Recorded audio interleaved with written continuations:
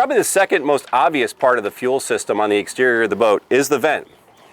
A vent is necessary so that air can come into the system while the outboard draws fuel out so that there's no vacuum created.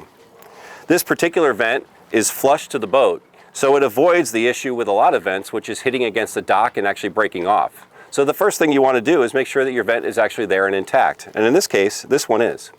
ABYC also requires that the vent act as a flame arrestor. And what that means is that it will not allow any open flame to get pulled into the fuel tank, creating a much larger accident than the problem you had in the first place. It either needs to be removable or cleanable. This particular one is cleanable. We're going to simply undo this.